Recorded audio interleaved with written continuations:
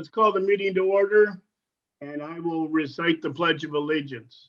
I pledge allegiance to the flag of the United States of America and to the republic for which it stands, one nation, under God, indivisible, with liberty and justice for all. Mr. Bentley, before you call the roll, and where is Mr. Oliver? Maybe you could explain the reason for the Macomb. You got to say your name, Macomb Township, Macomb County, Michigan.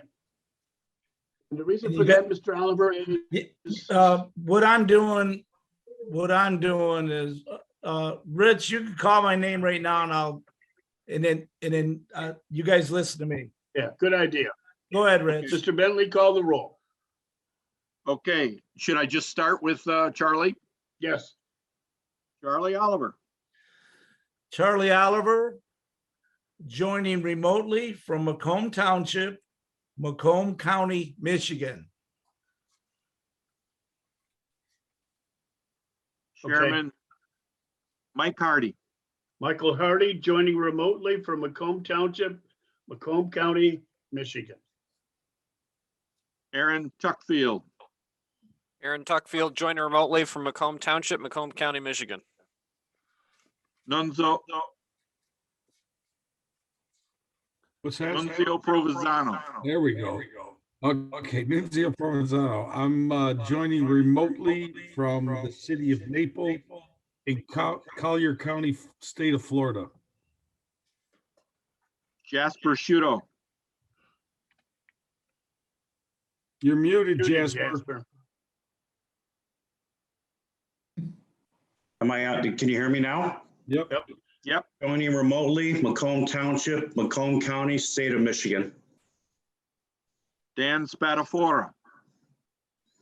Present, this is Dan Spadafora joining remotely from Macomb Township, Macomb County, Michigan. And Rich Bentley.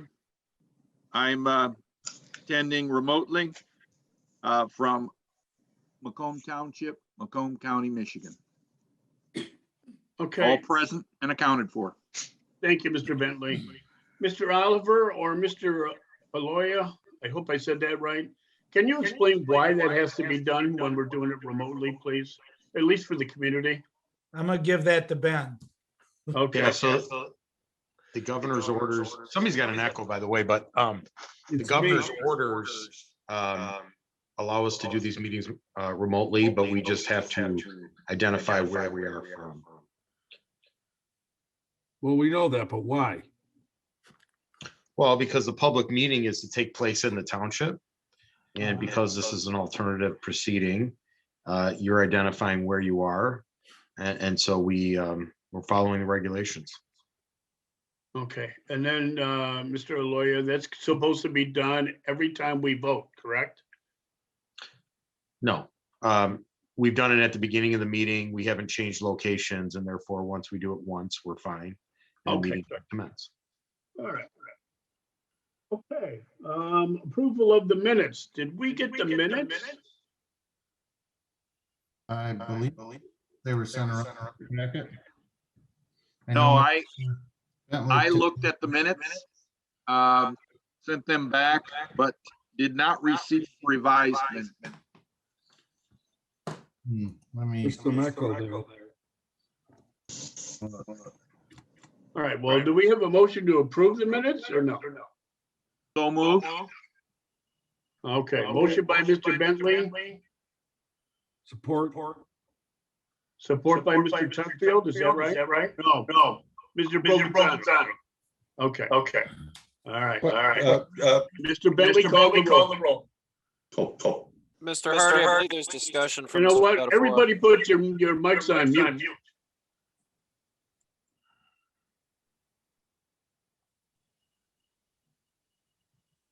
Okay, Mr. Bentley, call the roll. We have a motion by you, seconded by Mr. Provenzano. I think there was some discussion. Some of the folks want to discuss that. What's that? It sounds like Mr. Tuckfield and Mr. Spadafora want discussion. Okay.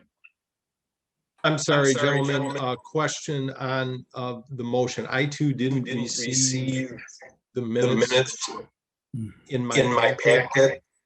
So I cannot really review what was in there, if there's anything.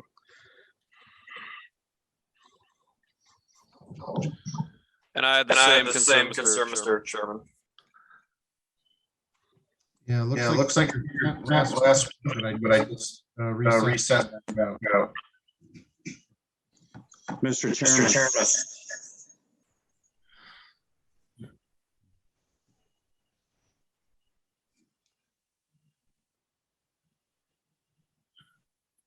I gotta be honest with you. I can't understand any of it. There is such a reverb. What did you say, Mr. Box? That was Nunzio speaking just now, but prior to that, I said, it looks like the meeting minutes were sent out on Wednesday, but I just resent them out to your township emails. Okay. Then can we add those to the next agenda? Yes, Since many of us didn't get those. yep. Okay, Mr. Chairman, can you hear me? I can. I'd like to make a motion. We postpone the approval of the meeting minutes until our next meeting, since we all didn't receive them. Okay. Mr. Shudo with the motion. Who's supporting? Second, Second, Mr. Tuckfield? Yeah, well, I think Mr. Spatafora supported it, but I did have discussion. Just wanted to verify. I think Mr. Bentley has a motion on the floor to approve it. I think we need to procedurally, I think we need to have him, we either need to vote on it or have him rescind that motion. Yeah, that's a good idea. Thank you. Mr. I'll- Bentley? I'll rescind my motion to approve the minutes.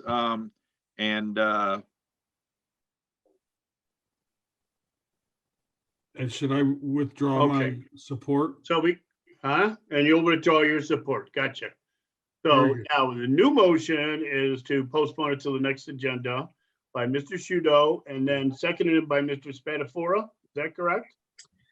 correct. Mr. Bentley, call the roll. yes, sir. Mr. Shudo, Yes.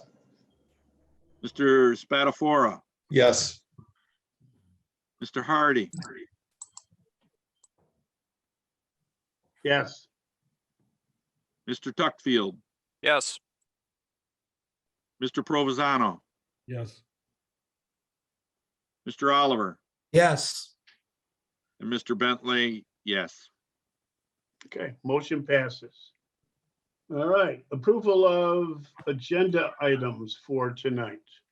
Do we have a motion for that? So moved, Mr. Chairman. This is member Shudo. Member Shudo made the motion.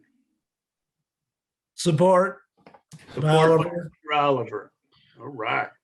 Mr. Bentley, call the roll, please. Yes, sir. Mr. Shudo, Yes. Mr. Oliver, Yes. Mr. Tuckfield, yes, Mr. Provenzano, Yes. Mr. Spatafora, yes, Mr. Bentley, yes. Mr. Hardy. Yes. Okay, the agenda passes. Before we go on to the new business, I want to make sure the community, whether they're watching us now or they're going to watch us later on Zoom, understands that tonight is not a regular, maybe regular is not the word I'm looking for, but it's a different kind of board, a different kind of planning commission meeting. You know, tonight we're looking at, just what's the word I'm looking for? We're looking at bylaws and what else? Meeting times and sign ordinances and another ordinance, and then approval of an ordinance for amendments. So this is a working planning commission meeting, just so the community knows that. All right, item 1, planning commissioners bylaws. And let's start with you, Mr. Box. Well, hopefully everybody's had time to take a look. I know Mr. Bentley sent back several comments. I think Mr. Skirdo had put several comments in here as well. And those were shared around. I know it was discussed at, I guess, after the planning commission meeting last time. It was brought up that somebody was interested in looking at the roll call votes being required as opposed to yay and nay votes. I'm not sure if any of you had other items that you wish to address or amend within the bylaws. But I guess this would be the time to do so.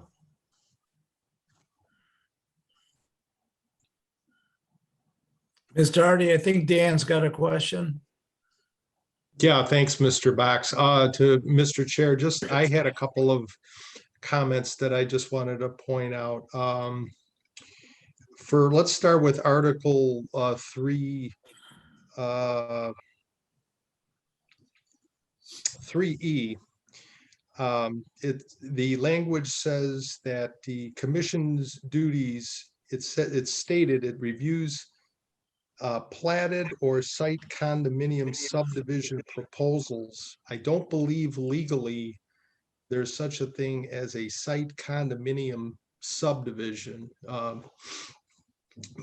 Mr. Aloya can correct me or clarify on that, because a site condominium, I believe, is stated under Michigan statute has one definition, and a condominium under the Condominium Act has another. And operatively, while sometimes they look the same and feel the same, they're very much different as far as the way they proceeded, at least historically. So just to clarify that language in Article 3E, perhaps that first sentence, the commission might want to consider that read as reviews platted subdivision or site condominium proposals and recommended actions, and then to continue for the rest of that paragraph. And that's all I have for now. I want to listen to the other comments, perhaps, that I know Mr. Bentley had raised, and just to hear some of the responses. I know I had a few answers to them, but that's just the first thing I wanted to point out.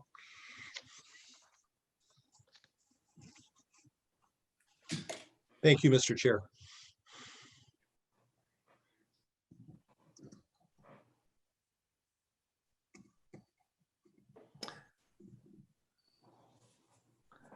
Mr. Hardy, I think you might be muted. The chair's muted. Okay, I'm gonna leave it unmuted. Mr. Shudo, you brought up something about the Zoom meetings and electronic way we're communicating, I think. Would you like to share? No, I'm happy with the way we're doing it right now and how it's set up. I think the way we're stating where we're at and the state we're in, I think that's perfect for how we're doing electronic meetings. So I don't have anything else on that. All right. Anyone else? I just wanted to say, I know I'm not a member of the commission. I've gone through this and taken notes. I was a little shorthanded on time between Thursday when I started looking in this today, but I was out of town. But I'd like to understand really some of the suggested changes that were made. I think that there's some things that and some questions that were raised, but I do, in reviewing this, I did look at the statutes. I think some of this language in here needs to be updated. I don't think some of it is in conformity with some of the modern statements in the statutes. Needs to be cleaned up a little bit. So, I mean, I can go through some of that, but I don't know that you should be adopting today all these changes. I think you should review the suggested changes and give the commission the opportunity to make further comments, discuss. I'd like to be able to make some suggested edits and get it to the commission, and then this can be an ongoing process as long as there's a finality at some point in the near future. I think that would make sense. You know, in my business, sometimes haste makes waste, and I think I want to make sure that everyone here has the full and complete opportunity to really look at this to the best of their ability. Thank you, Mr. Loya. Is there anyone else that'd like to share? The only thing that I wanted to mention, Mr. Chairman, if I might, Go ahead, Mr. Tuckfield. is I think Mr. Bentley commented on this, and I apologize, Rich, I didn't have a chance to read this until today, so I haven't gone through all your comments. So to Mr. Aloya's point, I'd be curious to read through these a little bit deeper myself. But specifically with regard to Article 3, Item C, the annual report, this is something that I remember reading about quite a while ago, and it's something that I believe is required of the Planning Commission. I don't think it's required of ZBA, although I think it might be a good practice to do there as well. It's been something I've wanted to do for a while, and we haven't. When I was secretary, I met some resistance in it from some quarters, and that maybe it was being done in another way. I feel like this can be a valuable interaction tool between the Planning Commission and the Board of Trustees. Certainly through our, which speaking of which, is Mr. Oliver still in the meeting? I think Mr. Oliver might be gone. It looks like he dropped off. Okay. Mr. Oliver obviously is our liaison, and he's a good liaison. But I think this is part of the process of having a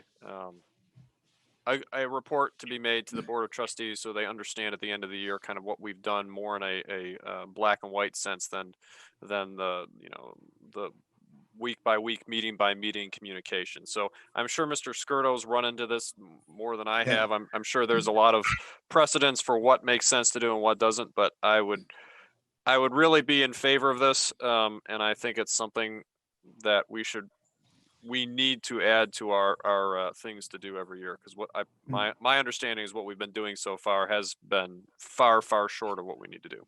So that was my only comment. Thank you, Mr. Chairman. If I could break in. Thank you, Mr. Tuckfield. Go ahead, Mr. Skirdo. Yeah, that annual report is required by PA 33 of 2008, which is the Michigan Planning Enabling Act. And it is meant, as long as it's with the board lays, those two tools are meant to let the township board, let the planning committee, let them know what the planning commission's doing, since by law, the planning commission is the main advisor to the township board on land use matters. Hold on.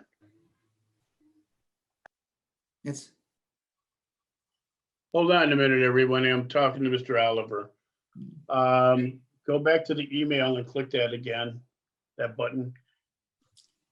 Where it says click on meeting. Just so you know, Michael, you're now unmuted, just so you know. And then keep the meeting. Your audio, okay? All right, I'm okay. Got it. Thank you. Yeah, we keep the meeting rolling, right? All right, I'm just gonna set my phone down and you're gonna be good.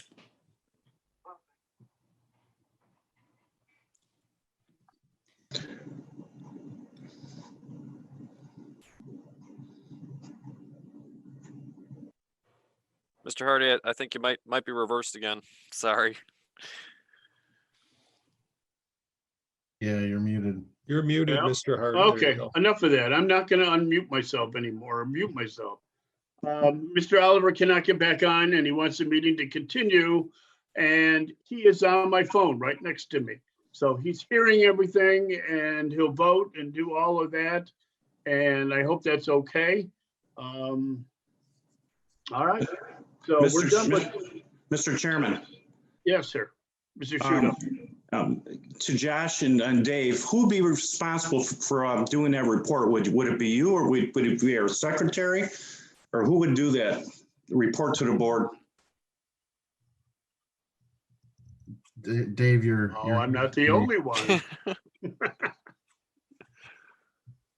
Sorry, there I go. Officially come from the secretary, but the staff always seems to do the report and have the secretary look it over. Then it's brought to the township to send it on the whole. I think it's Mr. Chairman. Our staff internally, and we can work with Mr. Bentley to review it. And for that matter, I think we can share it with the Planning Commission as a whole. I don't think there's anything that would prevent that before we took it to the board to get everyone's thoughts on it. Okay. Do we need to open this to the public, this portion here? Or it sounds like we're gonna go ahead and postpone anyways. Well, it's not, we're not voting on anything for the bylaws right now. Right. So I don't think that anything needs to be open to the public. Okay, fair enough. Do we need a, I'm sorry, Mr. Chair, do we need a motion? Because I am definitely in favor of what Mr. Aloya had indicated. Very much would like to see his comments and revisions and updates, which I think will guide us along with the other comments from the other commissioners. Yeah, you know, and it looks like we're going to be revisiting a lot of these provisions in at least one future meeting and perhaps more than one. So I'm sure there will be more discussion with, you know, further revisions.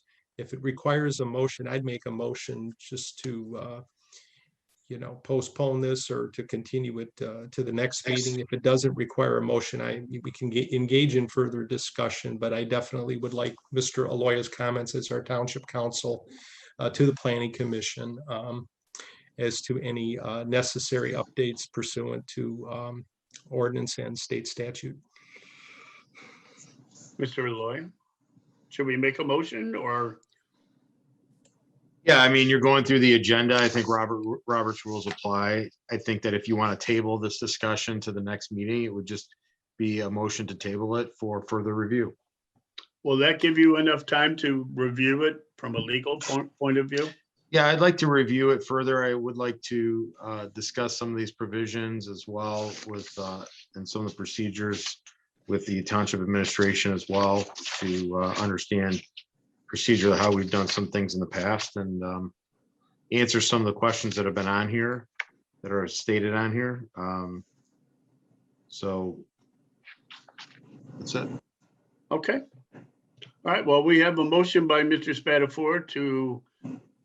Well, it'll be a motion to table this discussion at least to the next meeting, unless, Ben, if you need further time where we'd go into the second planning commission meeting in March, you know, to make your review even more thorough, I would be in favor of that. If you think you can get it done by the first meeting in March, then my motion would be to table this until our first meeting that's scheduled for March. What are our dates in March? Just so, oh, okay, I see the 2nd and 16th, I believe. Yep. the 16th would be a better, 30 days would be a nice time. Okay. period. Then I would you clarify my motion to table this matter for further discussion to allow our township attorney to review thoroughly and come back with his any comments and recommendations. Okay, and Mr. Aloy, if you could get those to us before the meeting on the 16th, you know, even if it's just, you know, 3-4 days, that would be great. Thank you. Problem. Okay, motion on the floor, Support by Tuckfield. supported by Mr. Tuckfield. Mr. Bentley, call the roll. Mr. Chairman, before we call the roll, can I ask a clarification question? Yes, sir, you may. So, Mr. Aloya is going to be pulling together his comments, but he wanted to hear or get the comments from any other of the commissioners first. So, so there needs to be a deadline for the rest of the commissioners to put in their comments, have a chance to read it, put in their comments, give them to I guess we should maybe send them to Josh. Everything should probably go through Josh, and then he can forward them to Ben, and he can take all of those comments, get with the other departments as required, and then give us his responses. But then we're not doing it 2 or 3 times. Enough. Mr. Spatafora, would you like to Further clarify or amend my clarify motion? your agenda or your motion? Yes, sir. Yeah, the motion is for the planning commissioners to submit their comments into our township planner by the first week of March 2021. That would be before, in time for the March 2nd, 2021 meeting. That give enough time for everybody, or do we need to perhaps go a little further date? I'd like you to go a little further because I'm going to be coming back and And I think Mr. Aloy did ask for the 16th, I think, right? Then Mr. Aloy? why don't we correspond, make it simple for the planning commissioner's comments and Mr. Aloy, our township attorney's comments in time to discuss for the meeting on March 16th, 2001. That would be my motion as far as the planning commission bylaws review. Sounds good. Mr. Tuckfield, are you going to continue to second it? I will. Okay, Mr. Bentley, call the roll. Yes, sir. Mr. Spatafora, Yes. Mr. Tuckfield, Yes. Mr. Provenzano, Yes. Mr. Shudo, Yes. Mr. Oliver, Yes. Mr. Bentley, yes. Mr. Hardy. Yes. Okay, next item on our list is meeting time. The Board of Trustees changed their meeting time. Mr. Box, do you want to share with us what happened there?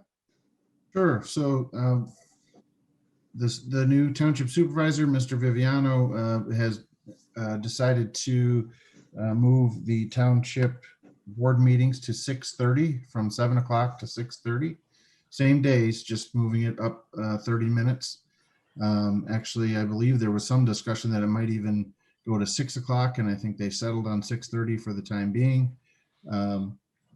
And the question was posed, and I think, Charlie, that might have even been you that asked the question. Does that apply to Planning Commission and ZBA? And the answer was that those entities can make their own decision about when their meetings would be held. I do know that at one point, the ZBA meetings actually a number of years ago were at 5 o'clock. So I think there's lots of leeway when you guys feel is best for you and best for the township. It can remain at 7, it can move to 6:30 to match the board, or any other options in there. So I think that's what we're hoping to resolve this evening. Okay, Mr. Box, let's open it up for discussion, everybody. Anybody have a comment? I got a comment, Mr. Hardy. Yes, Mr. Oliver. Yeah, that's basically happened, Mr. Bach.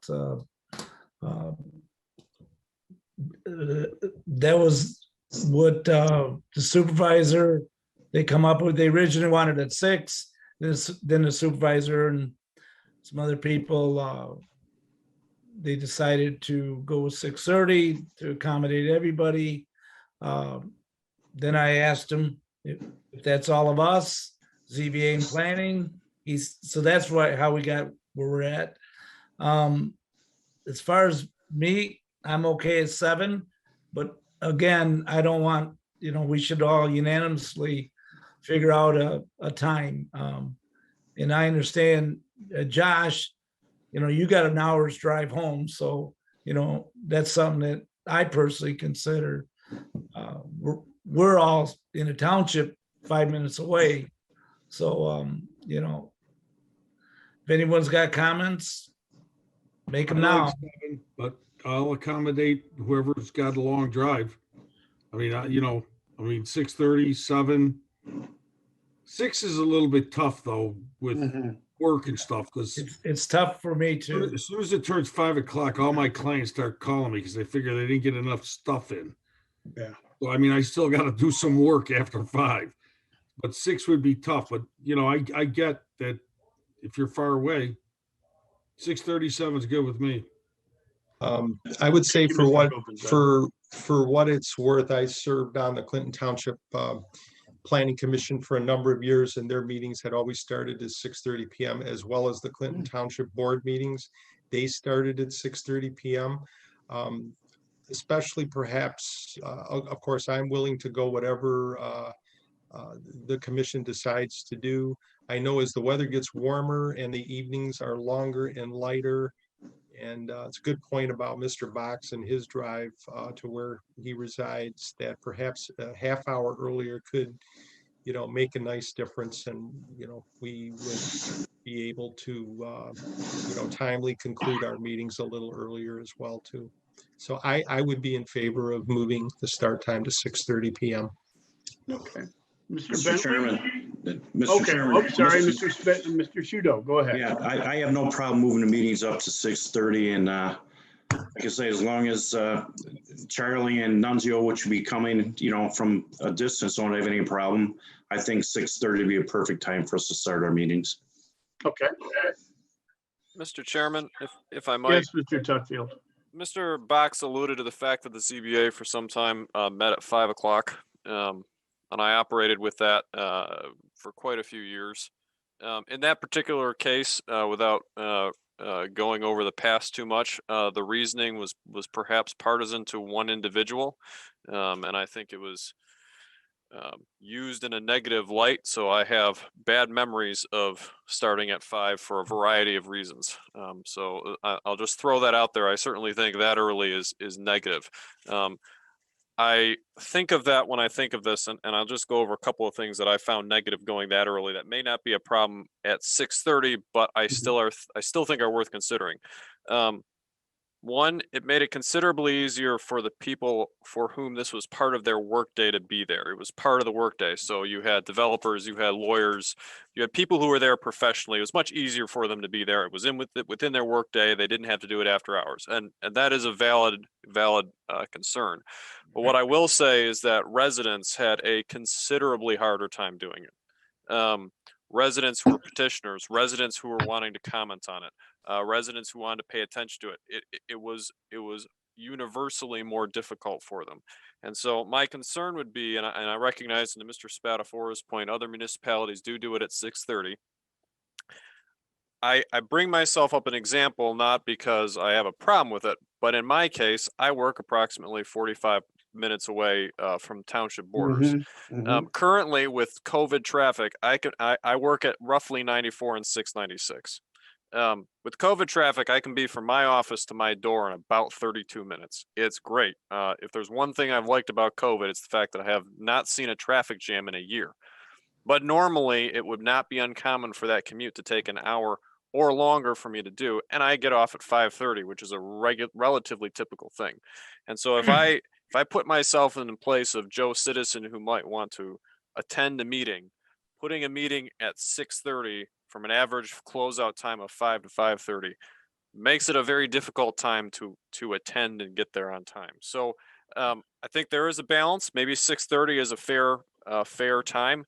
Myself, I would rather leave it at 7 o'clock, but my only word of caution would be, while it does make it significantly easier for a group, it makes it more difficult for other groups, and I think we should be very cognizant of that in our timing, particularly on the Planning Commission and ZBA, which, unlike the Board of Trustees, which is an executive business meeting where it's mostly business people, there's a lot of individuals at both of these who come on a personal level to these meetings that I would hate to discourage or have fewer attend than might be optimal if the timing was good. So I don't know that I have a problem with 6:30. I think I would probably leave it at 7, but I would issue that note of caution that I think we can really affect our residents if we're not careful with the time of the meeting start times. Yeah, I can't disagree with you. After 41 years of being an educator, I retired, so 6:30, 7 o'clock, it doesn't really matter to me. But I was concerned about you and Nunzio and Charlie. You're going to be in your busy season very shortly. And the rest of, and Mr. Spatafora, I believe you're still working, correct? Correct. Yeah, so do we have Mr. Fox? Do I need to open this to the public to see what they want to say or no? I think you could, although Okay. it appears the only person dialed in is the person recording this. There are no members of the public dialed in at this time. Okay, then we'll just we won't even bother then if that's okay. I would like to add though, while I certainly appreciate you guys referencing, the drive that I have. Don't make this decision based on that. It's my job to be at these meetings, and I know that going in, and still choose to live where I live. So don't make these meetings just to make my life easier. Do what you think is best for the township. And we will, but that doesn't take away from the fact that we care about you and we know that you do have a bit of a time. We are looking at the community. We are looking at the planning commissioners, and that's what we'll make a decision on. But just so you know that we think a lot of you. Do we have a motion, folks? Well, hold on, Mr. Hardy. Yes, I got a Mr. Oliver. question. Aaron, can you hear me? Yep. Aaron, can you maybe give us some feedback on what did you have any concerns with the residents when you were at 5 o'clock? Yes, definitively so. Now, obviously, 5 o'clock is significantly earlier than 6:30. 5 o'clock is Right. even before most people get off of work. Right. So right. even if they were within the township, they generally had to take the time off. And it was a problem. We heard about it, and it was one of the first moves that I made as chair, and I was happy to do it to put us back to 7 o'clock. It was very high on my priority list because we had a lot of people complaining. And frankly, without digging into deeply, the individual put it in there. It was bad, and people knew it. Everybody who went there knew it. Nobody liked it. It was just bad news all the way around. So we did hear about it though a lot. So Do you think we'd impact people at 6:30 for the planning part of it? can you repeat that again? I'm not sure that I heard that correctly. Do you think we'd impact people getting there at 6:30? My gut is yes. Obviously, a lot less, and what I would base that upon. Whenever you set a time, people are always going to get there late because there's always the people that get there late. But I feel like even at 7 o'clock, we get a significant amount of people who come in between 7:10 and 7:15. And my read of that, maybe an imperfect read, is that's when they're getting there. Maybe they went home and ate dinner first, and that's when they were able to get there after that. But if we put it at 6:30, my guess is the people who wanted to get there would still get there. But I do think it would impact people from being able to be there. If there's just one point I could add, because I was at the meeting, I think the incentive for the township supervisor with the board of trustees meeting was twofold. One is if there's a long meeting, you started a half hour earlier, and so they're not going home so late at night. And the other point is that they pay a significant amount of employees, township employees, to attend the township trustees meetings, and they felt that would be a shorter day for them to start at 6:30, and obviously less amount of pay potentially. So and to that point, Mr. Loy, the board of trustees meeting is much more of an executive board meeting. There is public comment, and there should be public comment, but the planning commission and the ZBA is by its nature, I think, much more of a participatory body to take that off of the board of trustees so it doesn't happen there. It is much more of a business meeting in that regard than we are. So I don't want to criticize the board of trustees. I think it makes sense, and I think their judgment is good. It's just I think this might be a different scenario here. I'm just telling you the reasoning for the board meeting, and he said it's up to the different commissions to make those decisions, understanding that each board is different. So Yeah, and I would put into that he also pointed out that this is not, if you choose to make it, 6:30 or 6 o'clock or whatever you decide, it can be changed again. If you choose 6:30 and start to realize this is not working, there's no reason we can't go back to 7 o'clock. So in other words, we could do a trial run of maybe 3 or 4 meetings and see how it goes. Yeah. Okay. And just so the board knows, I do have somewhat of an off season.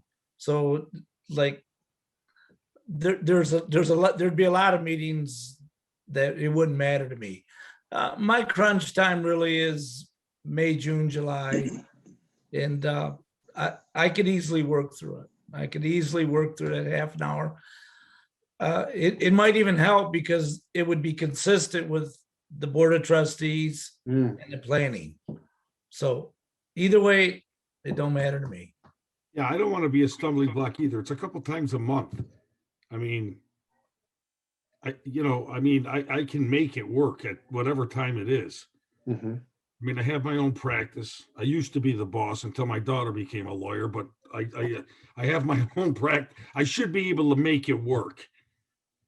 So it's not, don't worry about me. I mean, I heard my name mentioned a couple times. I'll make it work. Okay, Whatever time you pick.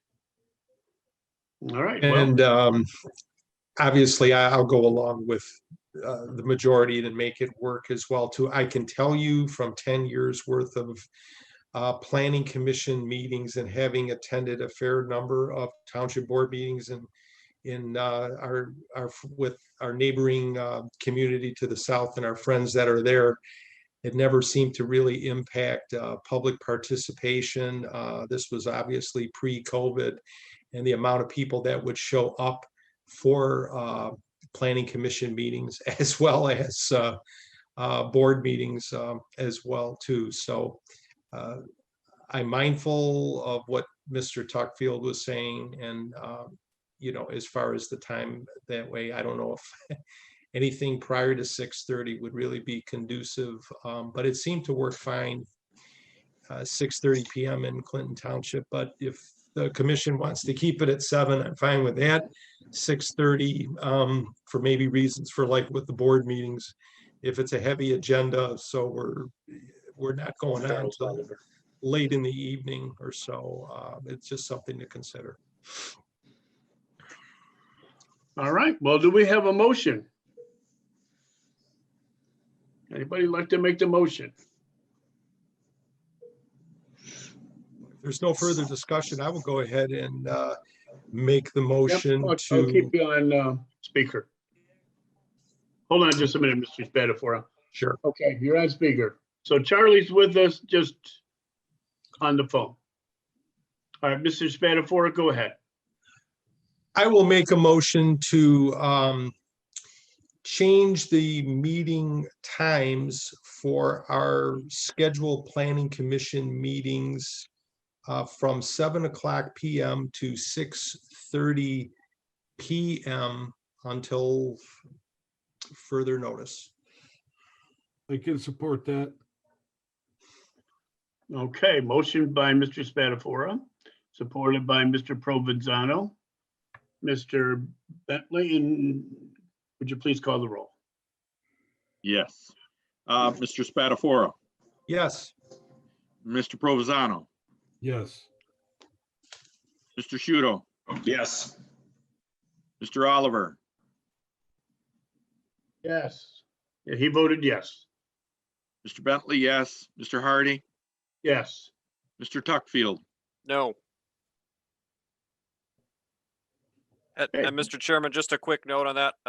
I have no problem making it, and I'll roll with everybody. I don't want to make it a point of contention, just my opinion on when we should have it. So. Okay, I appreciate that, Aaron. Thank you. All right, motion passes.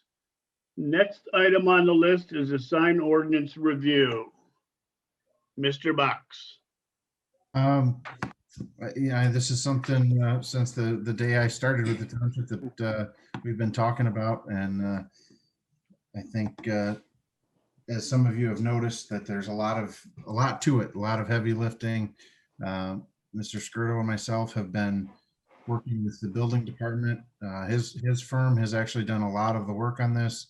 We've been working with the building department to get their input, as they're the ones that typically would have to enforce a lot of this.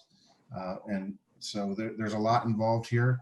Hopefully everyone had a chance to look through it. Dave, I think I'll hand it off to you to talk a little bit more about that. Okay, thank you. Guy, as a history, a number of years ago, there was a church in Gilbert, Arizona that had a temporary sign, and they were denied because of the message on the sign. Over a period of years, this made all the way to the U.S. Supreme Court. U.S. Supreme Court ruled that any sign ordinance could not regulate information, could not regulate content, could not regulate directories or anything. So it kind of caused an avalanche throughout the country. And so when we started last year, in the beginning of 2020, one of our first directives was to pull the sign code into conformance with that US Supreme Court decision. And that's where we're at. This is a markup. If you see in there anything in red, or actually most things in red are new. Language, and let's put it this way, language in black that's not struck through is existing language that will be remain. What we've done so far, we really beefed up the purpose section to show that the ordinance is based on health, safety, and welfare issues and not based on content of any sort. Up to this point, our firm's done a lot of these for a lot of communities, and we're using a model that has met with no resistance. We have conducted 2 building department meetings already because they're the prime enforcer of this ordinance. We still have 1 or 2 more to go. We try to tackle every week or 2, we try to tackle another section. We've gone through about half of this ordinance, and now we're in the process of trying to finish up and get our final markups together before we pull together a draft to look at. That's where we're at right now. Okay. Let's open this up to discussion, everybody. Chairman? Actually, I'd like to hear from Mr. Aloya too, is our legal. Did you have a chance to look at the sign ordinance that Mr. Skirdo and Mr. Box made some changes on? I did initially review it. Like I did receive it Thursday and I was out of town Friday to Monday, but I did review it today. Like the bylaws, I would like an opportunity to meet with Mr. Skirdo, Mr. Box, to kind of go through what they've done.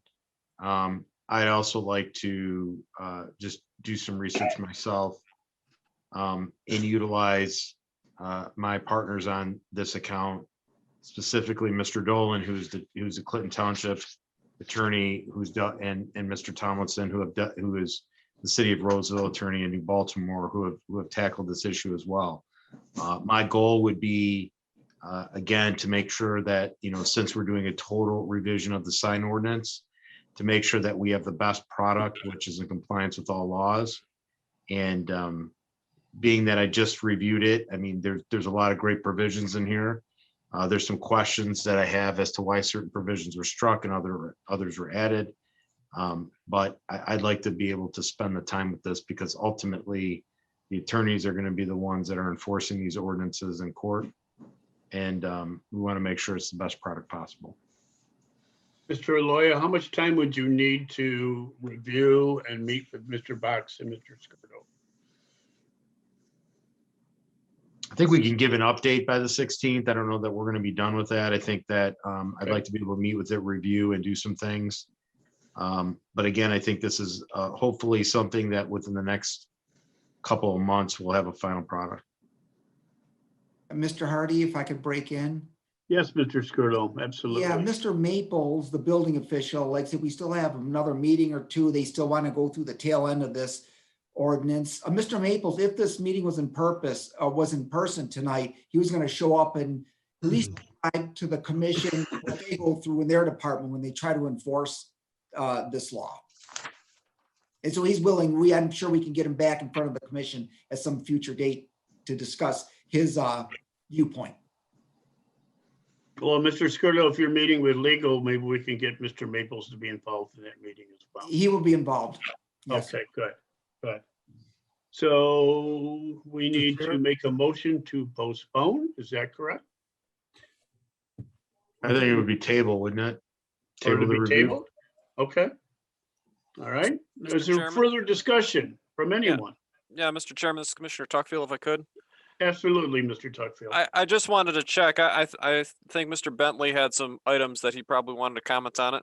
And I know I had some questions. I will say that I read through this twice, and hats off to you, Mr. Skirdo and Mr. Box. There's a lot of changes in that ordinance. And I'll tell you, reading through it twice, I still don't feel like I have a good handle on what I was reading all the way, because I think I got the general drift of what you were doing, but there is a lot there.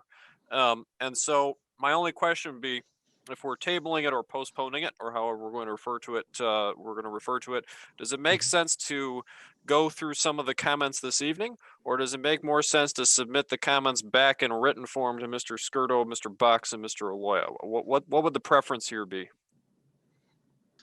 It could be the same thing that we did with the bylaws.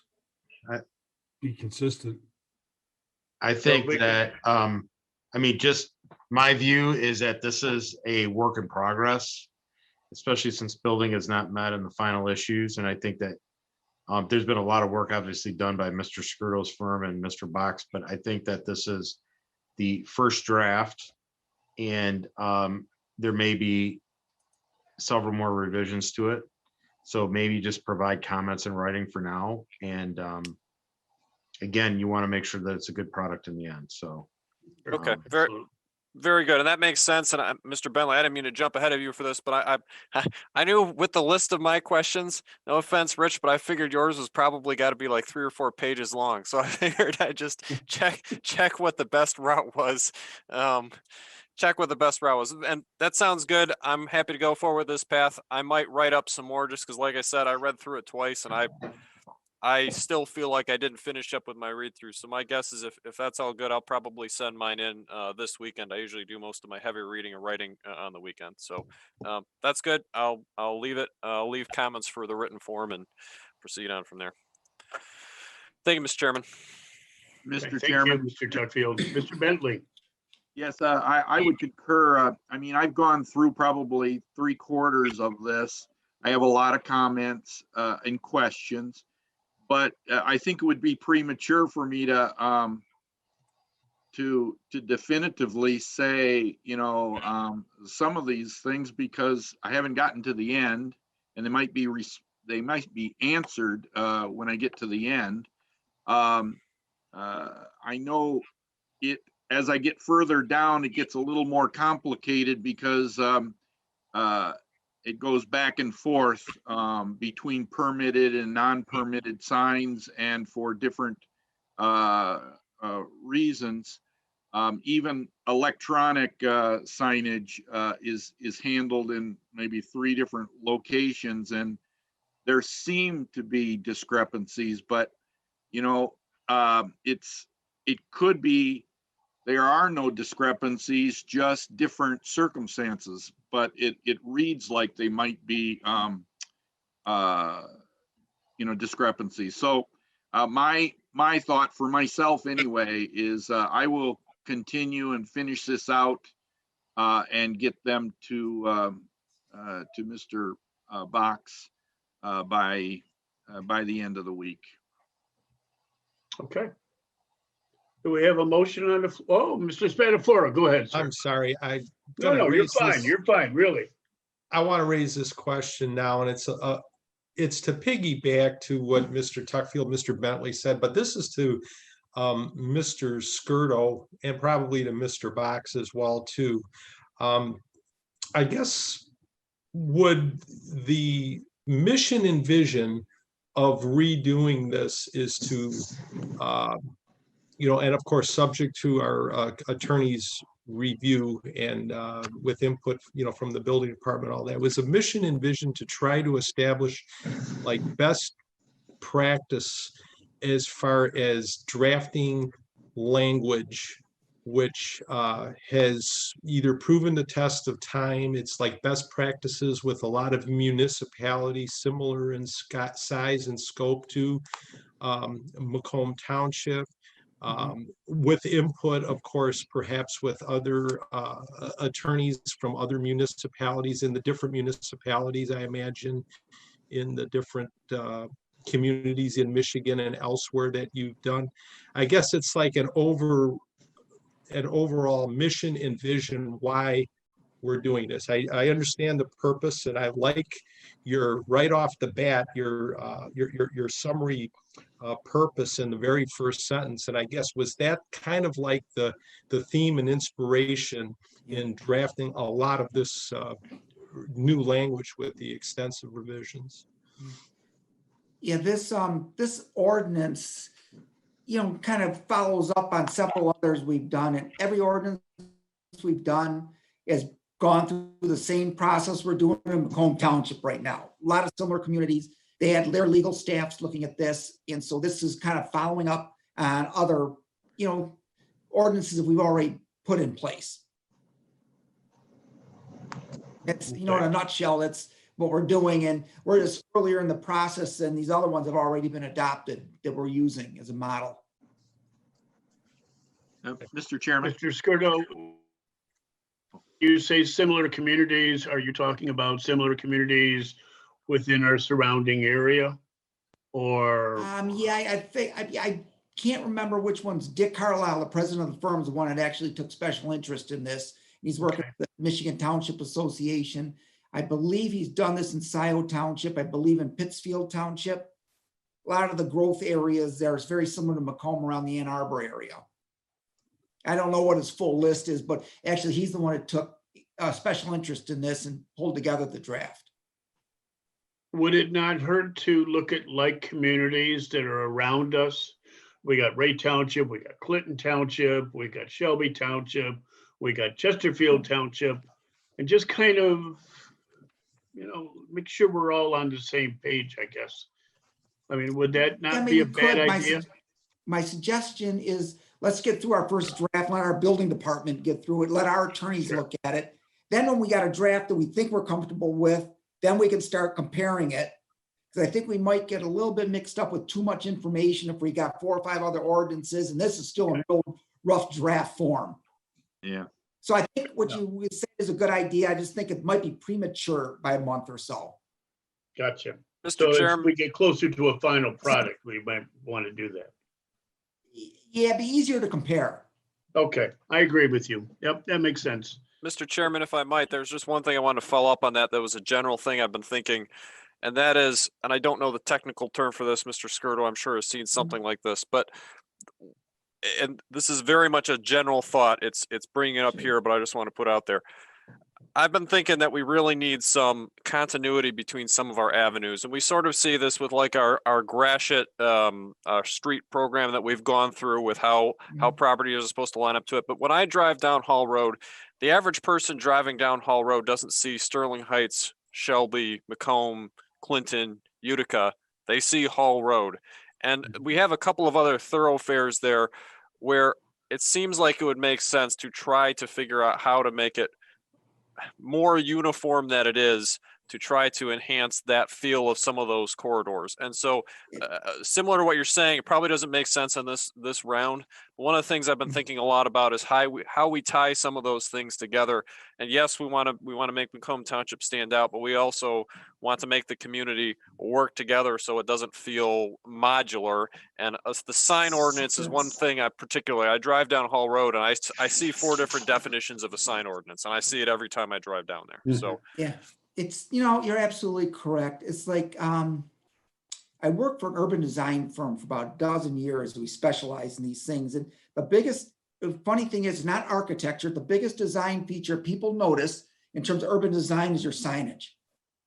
And it's the one that stands out. I agree with you totally that we should probably look at and figure out why things are going all over why some are tall, some are short. And I do believe we can still meet the content risk, and also do something that helps out with the visual character.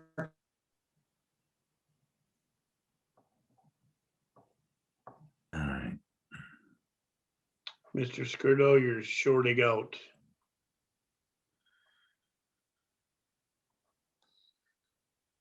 Frozen. Can anybody hear me? Everybody on my screen froze. there you are, you're back. Hey, Okay. Did you hear me? At the last 45 seconds. Time, So- and it's like, okay.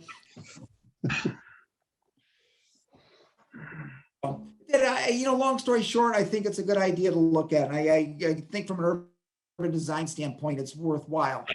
Get a uniform look. Okay. Mr. Chairman, Yes, Mr. Bentley. I had one more question. I know in the past when we've gone through a lot of the signage approvals and that, there were several different signage ordinances or places to find signage requirements. Yes. And I'm wondering if the intent of this ordinance would be to consolidate into one, so that we're not looking, or even the people preparing the applications aren't looking at different ordinances and possibly missing one. So, and I know, Yes, it is. okay, Chapter 20 of the Code of Ordinances is where this comes from, and that's the primary sign code. The way it's written, I think at one time it was in the zoning code and someone just picked it up and wholesale moved it. It's the way it reads to me. There are references in the zoning code, a couple small ones we have to take care of yet. We're cognizant of that. We also are cognizant that the subdivision law has some references to entry signage, and we have to make sure we define the difference between entry feature and entry signage at that point. But you are correct, Mr. Bentley. okay, thanks. And just a very brief follow-up that to the, sorry, Mr. Hardy, but just one thought on there. As we go through all these, and Mr. Skirdo, I'm not sure if we've talked about this. I know I had a lot of conversations with Mr. Maher, but obviously you and Mr. Box have been doing most of the heavy lifting, or all of the heavy lifting on this for a while. I think really thinking about the user of these ordinances and making it so that they are more likely to know what we're talking about has a really good effect. Obviously, I don't have Mr. Bentley's experience as an architect. I don't have Mr. Spatafora's experience as a developer, but I have experience as a builder trying to read codes. And what frustrated me no end is when a code was written to be bulletproof and no person who was supposed to use it could understand what it meant. And it's completely self-defeating when that happens. So I did notice a lot of things in here where I felt like you were simplifying it, but something that I'm looking at when I'm reading through it is to try to make sure I can understand it, because the more we can understand it, I think, the more it's likely to be followed, because I think most people want to understand it if they know what they're reading. So, You know, from an administration standpoint, that makes a lot of sense, because between Mr. Box, myself, and other staff, we spend an inordinate amount of time trying to explain some of these codes to people that come in, and simplifying them, they could figure it out on themselves, you know, on their own. So in other words, to paraphrase Mr. Tuckfield, user-friendly is what we're looking. Yes. Okay, my All right. sentence wasn't very user-friendly. Thank you, Mr. Hardy. that's okay, sir. Is there anyone else that would like to speak? Anyone else? Mr. Box, I would really like to open it to the public if there's anyone out there that would like to speak before we do any kind of motion. There's still nobody dialed in on the public side. Okay, then do we have a motion? I believe, Mr. Lawyer, you said to, correct me if I'm wrong, postpone? It's a table, but Table, okay, that's the word I was looking for. All right, do we have a motion? Chairman, if there's no further discussion, I'd like to make a motion to table discussion of the signed ordinance to the second meeting of March. That would be the 16th, to allow Mr. Aloya to communicate his findings and his thoughts with staff and bring us back another draft that we can review. Okay. I'll second that motion. Okay, motion by Mr. Tuckfield, seconded by Mr. Spatafora. Mr. Bentley, please call the roll. Yes, sir. Mr. Tuckfield, Yes. Mr. Spatafora, Yes. Mr. Oliver, Yes. Mr. Bentley, yes. Mr. Hardy, Yes, Mr. Provenzano, Yes. Mr. Shudo. Yes. okay. And Mr. Chairman, if I could, to Mr. Aloya, I realized I went and put a date on there without talking to you, which is not necessarily the best thing to do. If we get to that date and you find it's not enough time, for myself, to your point earlier, haste does make waste. If we find we need more time, I know I don't have a problem moving it forward. Although, if you had not been able to finish it, I personally would still like to get an update of what's going on, even if you're not done with it or you can't finish it. But I have no problem giving as much time as you need to get it right. So just wanted to throw that out there. I apologize for not asking you on the date before making the motion. That's quite right. Okay. Good point. All right, motion passes. Next item. Hi, honey, how are you? Sorry. Next item, TND ordinance review. Mr. Box or Mr. Skirdo? Yeah, so I can start with this. So this is the language for the town center area, section 9. So it's kind of unique, as you guys well know. Development in this section actually doesn't come to the planning commission. It goes to the town center committee. However, planning commission still guide the zoning language. So you kind of guide this language that controls what the town center committee does review and does require within that area. You see a lot of markups in this one as well that was sent around in your packet. Dave and his firm have looked through this, put a lot of comments. We sat down for an entire afternoon with the building department. I think one of the key things that we were finding in the town center area that was maybe stifling development a little bit is just how restrictive some of the requirements were architecturally. And it was making it very difficult for builders to be compliant and with this code, and therefore was preventing development from happening for quite a period of time in the town center. So we've been working with them. The town center committee has made some acceptance of some developments, providing some variances or deviations, as they're called there, in the town center area. But we're trying to clean this up to make it a little more user friendly, as you guys have said, but also to make it a little bit more developer friendly, without compromising the look and feel we're going for in a town center area. Dave, I don't know if you had anything else to add to that. Yeah, we met with the building department one afternoon. The building department is the enforcer of this, and so we met with them to find out what difficulties they had in enforcing some of these matters. And so a lot of the strike throughs, you'll see what's happening there. They themselves couldn't read some of the requirements for the code. They're always asking questions. We're trying to simplify things. We also found out over time that there's something called a regulating plan that this ordinance follows. It's similar to a zoning map. It's a little different, but similar to a zoning map. But looking at some of the developments that have happened, they really aren't following the regulating plan at all. So that gave us the idea to open this up.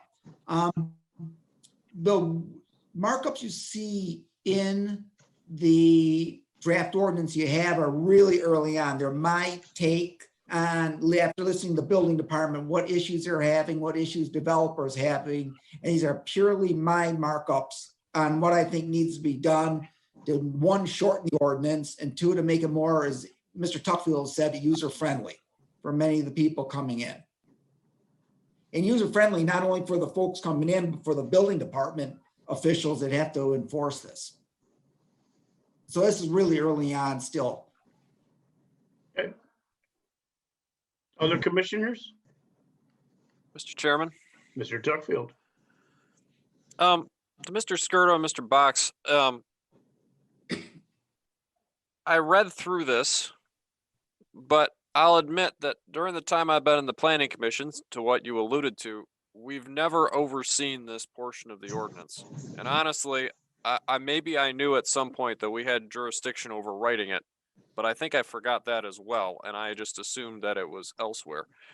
Has there been any conversation on a broader sense of the organization of how this is looked at as far as the approving body?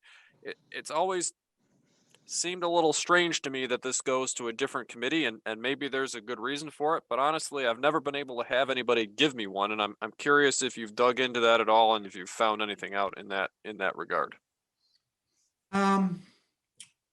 We've asked questions. We've never found out why it was structured like this. I have seen other kind of specialty zones structured like this in other places. It's not very common, but I have seen it happen. But again, I haven't found out why this was structured that way. It was done in, I think, with mid-90s or late 90s when this was prepared. So it's kind of the first look since that time. I guess an overall comment to me is I feel like we should either be approving the code and or recommending approval to the codes and recommending approval to the developments, similar to where we do elsewhere in the township, or we shouldn't be touching the code or the developments. It seems like it's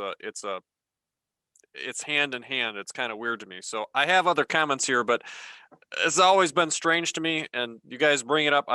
I've read the entire ordinance, and I don't know that I've read this portion of it maybe but once in the entire time I've been reading the ordinance. So I have some comments, and we could go over them, but just as a general thing, maybe we can take another look at this. You know, obviously this probably is something that the supervisor would have to want to do. I have no idea what his feelings are on those. I don't want to step on anybody's toes, but again, general note: if this is something we could look into, to either us take all of it or us take none of it, seems like it would make sense to do one or the other. Yeah, I think that's a fair point. And to kind of echo Dave's remarks, you know, we hear rumors of why it was structured this way, but I don't know why it was. I don't have any evidence of why it was structured this way. I have had some discussions with the supervisor, and he has indicated that he might be interested in changing it, whether that be changing the, you know, town center committee or just moving it all back to the planning commission. I don't think we have an answer to that yet, but he is certainly aware of this being a unique situation, and is interested in maybe looking at how it is governed. And to your point, Mr. Tuckfield, I agree. It is weird that you guys would have some jurisdiction over the language, but a different body would have the jurisdiction over enforcing it. Yeah, and Mr. Spatafor has a comment, but just one more thought along those lines. And as you're discussing it, Mr. Box, I think one of the things that concerns me the most, and I don't wish to be too dramatic over this, but there's a reason that these things are looked at by a public body. And I know that the people inside those developments are pretty passionate about what they've had going on. And I also know that when I've talked to them, the people who are members of the committee are good people. I don't wish to imply anything otherwise, but the nature of the way the committee is comprised, it does not appear to be a public body to anyone who would be observing it. To me, even if it's a totally different body than us, I think it needs to be that, in my opinion. Obviously that's an opinion, but just as you're having those conversations, it's a concern of mine. I hope you keep it in mind as that goes forward. So yeah, and we do, just for the record, we do advertise on the township website when the town center committee is meeting. They do not meet on a regular basis. They only meet when needed. We schedule that out in advance, and it is advertised on the website. It has not been done through Zoom up to this point. I think it's only met twice in the past year, so there haven't been many. And I don't mean to imply that it's not, because I believe it is supposed to operate as a public meeting, but I know I've talked to multiple people, and one individual in particular who attends a considerable amount of meetings. I remember called me up one time after one of those meetings and was like, "Did you know these are happening? Like, did you know these exist?" She said, I almost went into one by accident. I didn't realize it was happening, and I just like stumbled into it. And this individual is someone who follows these closely. Again, not saying you're not advertising them, not saying, and this was actually before you were there. It's just that the nature of them, similar to what we were talking about earlier, they're usually at, 10 o'clock in the morning or 2 o'clock in the afternoon or whatever.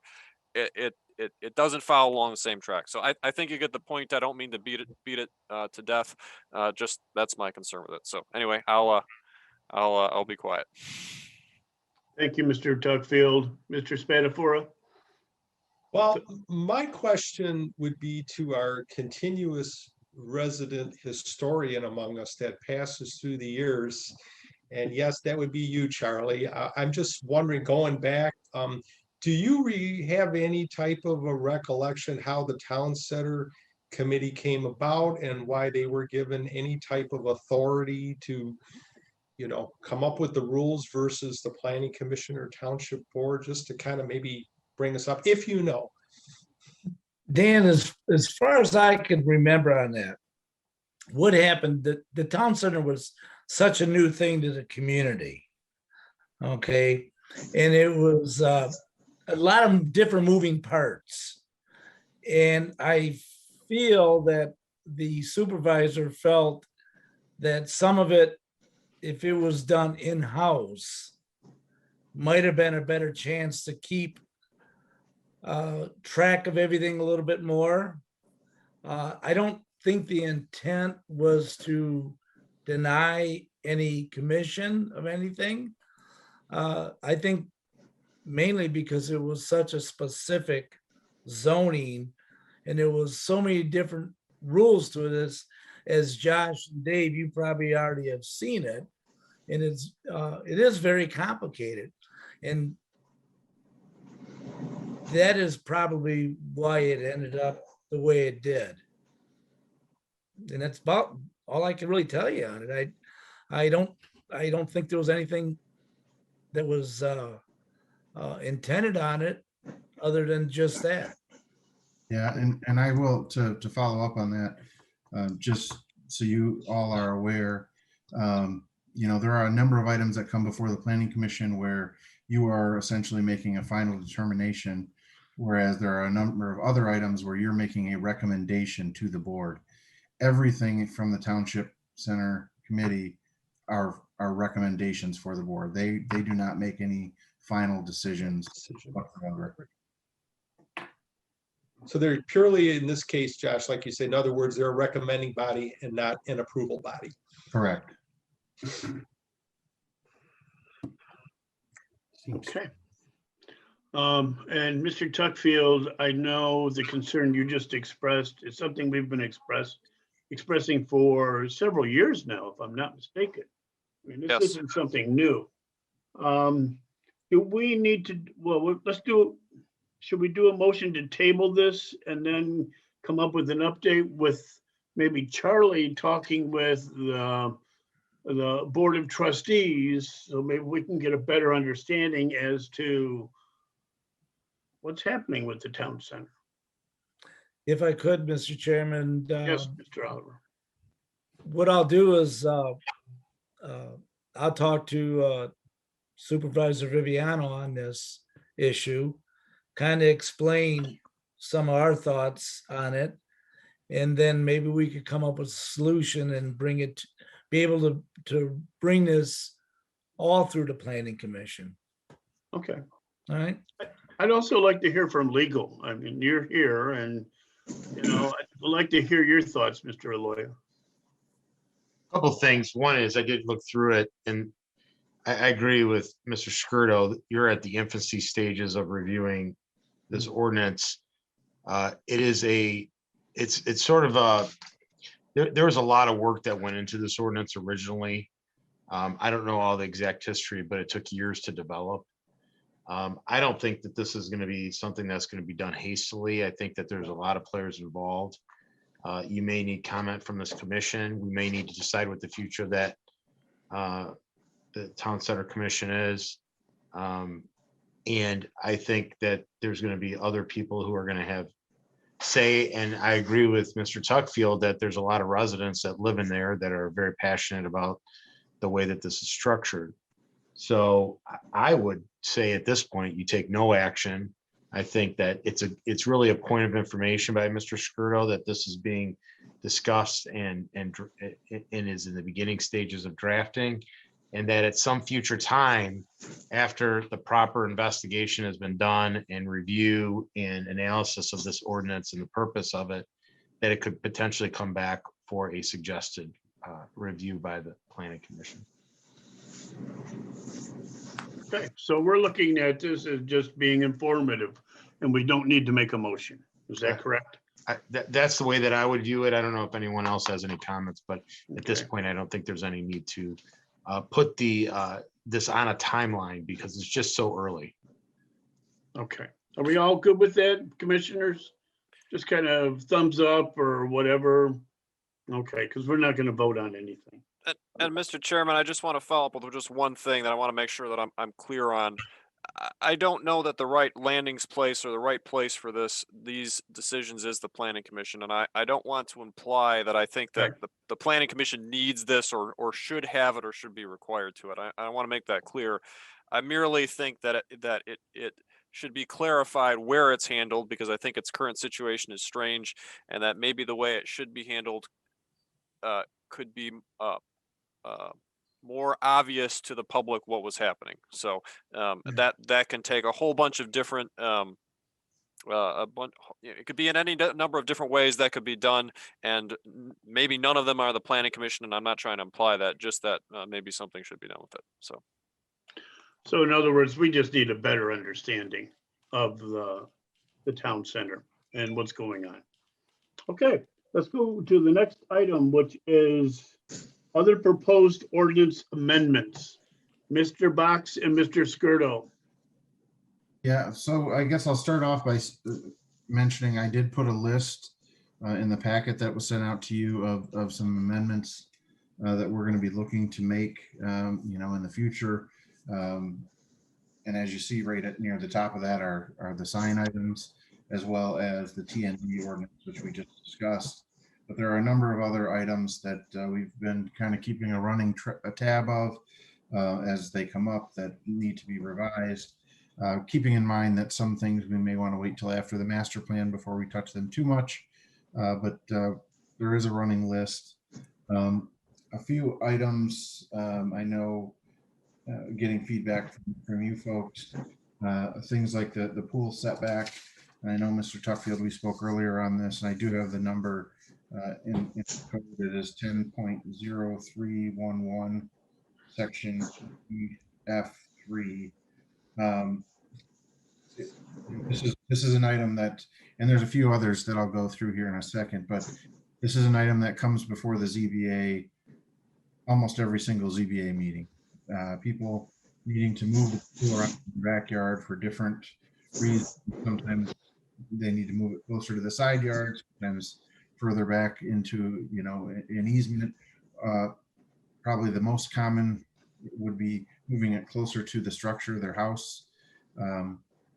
I think a thorough look at that section would be good, and maybe revise that.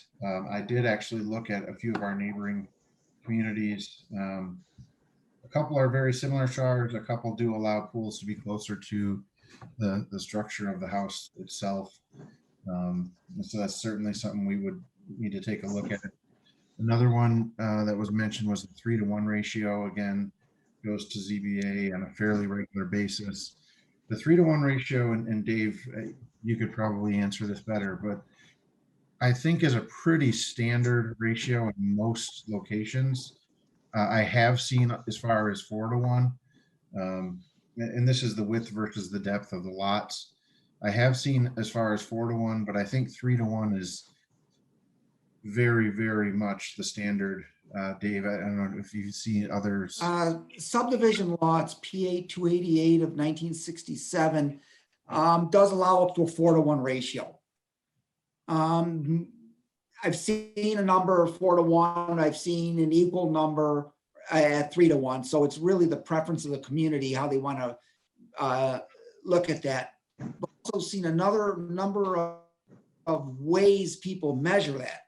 Some folks measure it from the front property line to the rear property line. Some do what Macomb Township does. They go from the building line and somehow they draw a line across the back and then measure the midpoint. Something you need a calculator and a PhD for. Yeah, I think that might be. And that might be the issue. That might be the answer with this one, rather than changing the actual 3-to-1 is really making a much easier to understand definition of how we measure 3-to-1 here in the township, because it's, as Dave mentioned, and I saw, Aaron, your reaction to it. It is insanely complicated to figure out 3-to-1 in this township, especially when you start to see lots that are on a corner or have a curved front boundary line around a roadway. Well, and I know the commission has heard me for years now. It's the rare subdivision that I don't say, hey, lot 17, 32, and 15 look like they may exceed 3-to-1, but I have no clue if they actually do. Can someone check it? I do it every subdivision. Yeah, I think better defining that, how that's measured, might be a better solution than change it through. And the 3-to-1 may need to change as well. But I think a big first step is changing the way that it's measured, or at least changing the definition of the way that it's measured to be easily understood. And Mr. Is Chairman, if I could, the other thing that I haven't talked to Josh about this, and on Josh, I apologize because I should have given you this thought as well. One thing that I think might be useful if we want to keep it at 3-to-1 is to give more ability for administrative approval for variances on this. I know we've done this with some other things in the past, specifically, I don't know how many people remember this, but corner lots, we did the finished floor elevation off the curb. I believe Mr. Van Tiffelen has administrative ability to approve those in some specific circumstances. And I think this might be another example where giving some leeway in that regard might be appropriate. For example, administrative ability to exceed 3-to-1 and I don't know how we word this, but in a case where you have a court going into a corner. I mean, that's where we see it 90% of the time. You're trying to deal with a weird corner of land. We just saw this with Lombardo's property over on Romeo Plank. You're trying to put something into a corner. You put a court or a cul-de-sac in there, and there's really no way to handle the corner without making an insanely long lot in the corner, and giving some guidelines and the ability, if we can, to allow the planning department or maybe the engineering department to handle that as an administrative portion, I think would be helpful for the developers within the township of removing something we all know we probably have to grant and remove time, money, and energy out of doing it. So even if we don't change it, giving some guidelines of when it's appropriate to just give administrative access, I think would be helpful if it's something that we have the leeway to do. Okay. All right. Anyone else have comments for Mr. Box or Mr. Skirdo? Question regarding that 3-to-1. What is the background? Why 3-to-1? Why not 4-to-1? I know people that like a lot of backyard, and it doesn't seem to be a negative to have a greater ratio. Is it trying to get more lots out of a certain acreage, or what is the reasoning? Yeah, I mean, Dave might have a better answer than me, but I think the longer, narrower lots can become troublesome when those are the leftover lots, especially, and we see that a lot here in the township, where the old farmstead was sectioned off as its own piece, and they sold the farm field behind the house for a subdivision, and the piece that they kept was a long, narrow lot. If in the future, that the developer or the homeowner decides to piece that in with the existing neighborhood, it becomes almost impossible. So you're left over with this long, narrow lot that I guess can cause issues with connectivity with roadways in the subdivision in the rear and things of that nature. Dave, I don't know if you had a better answer. I really don't have a good answer for that. I'm assuming this ordinance was adopted following the state law in the 60s. So I don't know, Mr. Bentley, I don't know what their answer is. I don't know if it's more density or what the reason why this township chose 3-to-1. Yeah, and I think too, Look at some of the older situations dealing with utilities where there were things like tap fees and things, some of that had to do with how much frontage you had. And I think it would become easier to have this long, narrow lot and only have a little bit of frontage and end up being able to build multiple homes back there on a longer lot that you could split off later. But you only had to pay one small fee because you only had a very small piece of frontage when you did it. I understand. Okay, thank you. Okay. Anyone else?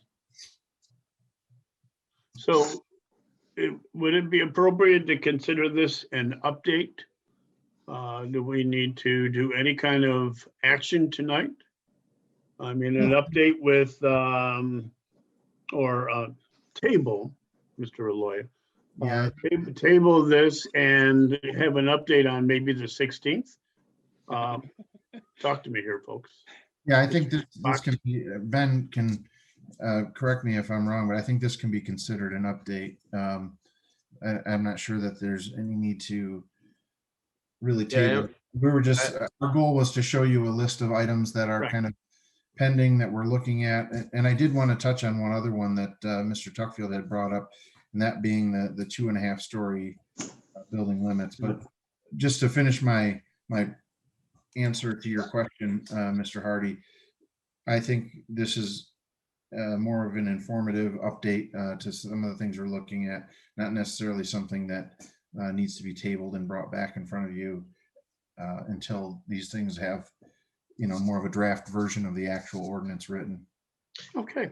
Yeah, I almost think that E and F should probably have been an old business, because this is stuff that kind of ongoing and more updates than actual public hearing or a new business item to vote on, but it's okay. Okay. So we'll consider it an update and move on to master plan update and discussion. I did want to touch on, before we go to master plan, the 2.5 story building limits. Again, this was, Mr. Tuckfield brought this up. I did not see this listed anywhere in residential zoning, only in industrial. And I think a lot of that has to do with putting some utilities on the roof. Some large air handler units sometimes can go on the roof, and a lot of buildings will build kind of a half wall to shield that from the roadway. I think that's where that stems from. I don't know, Dave, maybe you have another thought on that, but that would be my guess as to where that stems from. Oh, I've seen this 2.5 story for a lot of places, especially in the older urban areas. And I think many times, not only residential, but in the commercial, I'm talking about the area like first tier suburbs, Detroit things. And what folks used to do is they could tuck in another floor if they got their tucked into the roof, because the roof would be considered a half story by definition. And so I think part of it was to squeeze out more space, not let them go to a full 3-story facade, but let them go 2-story facade and then let them have a floor because of the slope of the roof. And that's coupled with Mr. Box just said. I think there's a couple of reasons. So we've run into this twice on ZBA, once with the storage facility at Hayes and 23, and once I believe at the office building at Card and Hall Road, the large one that is north of the insurance agency. Okay. That one's further ago and foggy in my memory of exactly how that worked out. The self-storage is a little clearer, but they came to ZBA and said, we want to build a building that's 35 feet tall and we want to make it 3 stories, but your ordinance says 2.5 stories and 35 feet tall. What gives? And honestly, we didn't have an answer for him. I didn't have an answer for him. Like, we're going to let somebody build 2.5 stories to 35 feet, but we're not going to let someone build 3 stories to 35 feet. Yeah. And I know when I go through the community, there is certainly a dislike of stories above 2. Whether or not we should allow that or not is another question. But I feel like that this should at best be clarified, because I know when it came to ZBA, I didn't have an answer. I could not see how I could say no in a case where we would allow them to go to 2.5 stories and 35 feet. I couldn't justify it to myself. And so I would like to see this, if we could, clarified to a point where if we wanted to say that it's maybe a little bit more sensible, because right now to me it doesn't. And I hear what you're saying about conventionally framed roofs and putting living space in. To me it reads as a dumb paragraph to put it quite frankly, and I'm hoping maybe we can clean it up and make it a little bit more sensible. Yeah, people play with the numbers when they get that half story.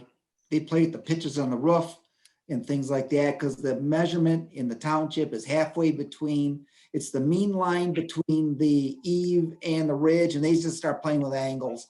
My way of doing ordinances, I'd rather have it nice and clean. You either want 2-story or 3-story and call it a day. That's another calculation that always gets me. Yeah.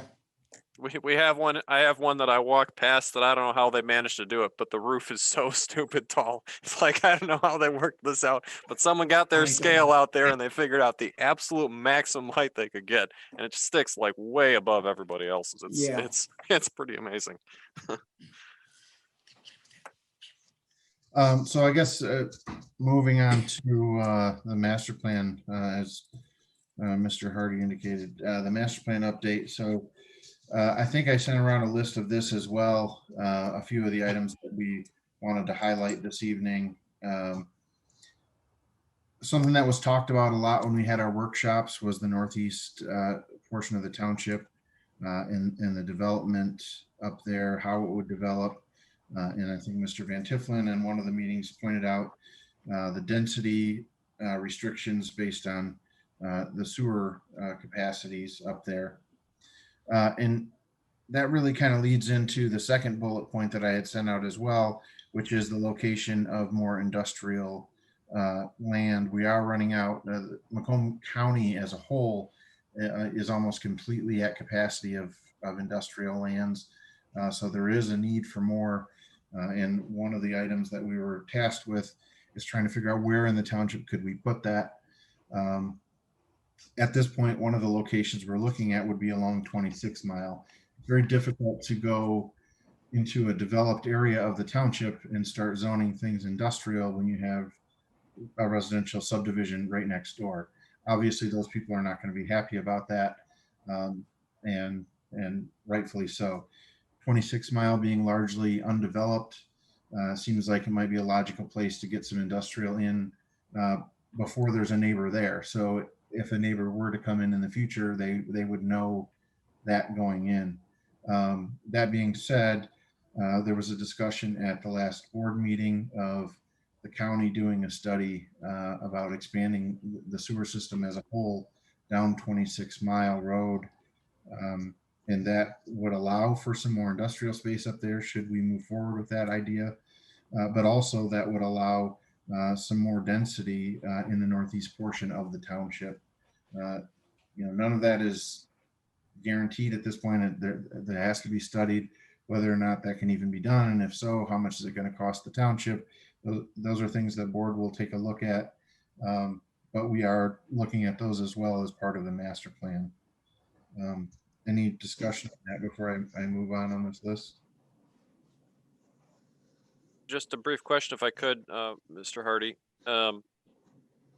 What areas of 26 are you looking at? Do you have any provisional thoughts on that?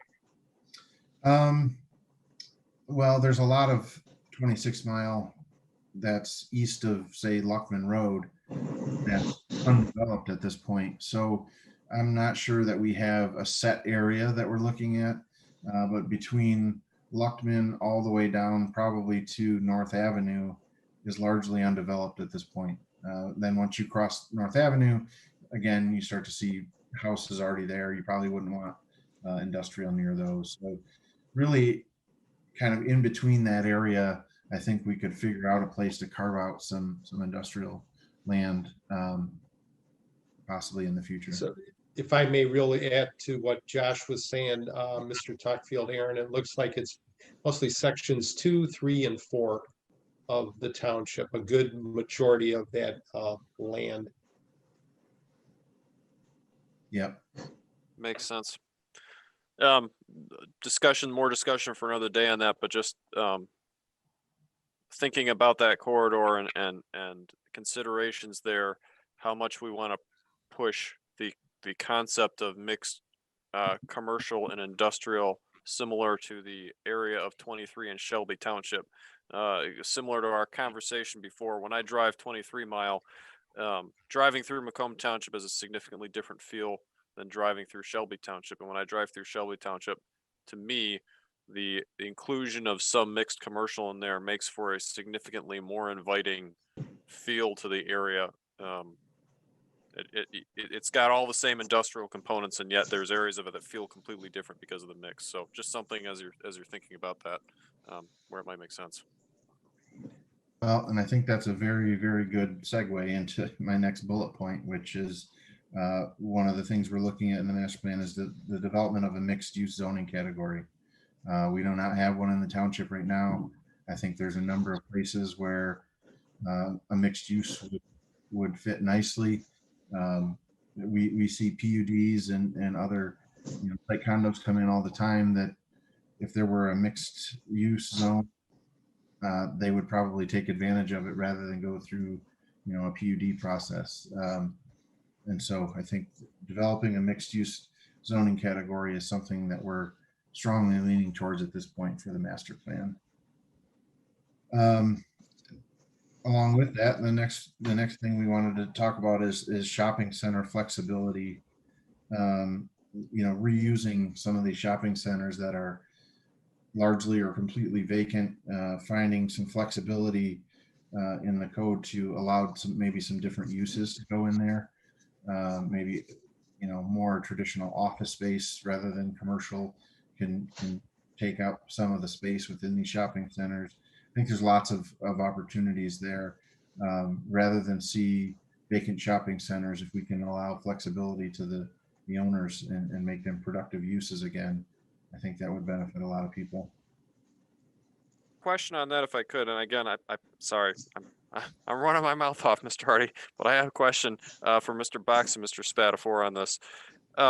Some of the work that I'm doing is involving e-commerce quite heavily, and so it's a space that I'm thinking about quite a bit. The world of fulfillment, Amazon's promise to make one-day fulfillment the staple drives a lot of the e-commerce market, and from our point of view, we're looking at industrial buildings right now because we have our own warehouse issues, and we certainly are feeling the pinch where we're looking for them.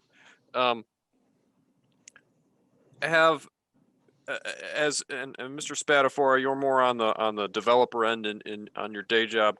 Do you hear requests to potentially use like strip center type areas as fulfillment fronts? So we see this with big box stores. So Target's strategy, for example, their store is a user-based store, but they do a lot of e-commerce fulfillment out of their stores.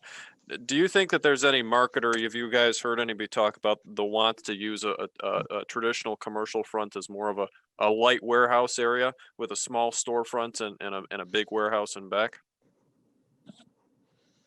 I've heard some rumblings as far as not necessarily, yes, a distribution center along the 23-mile corridor, but also large commercial or industrial mixed use uses that would service those large industrial type e-commerce users. For instance, Amazon, as far as what I've heard rumors of them maybe coming into, we're scheduled to come into Macomb Township.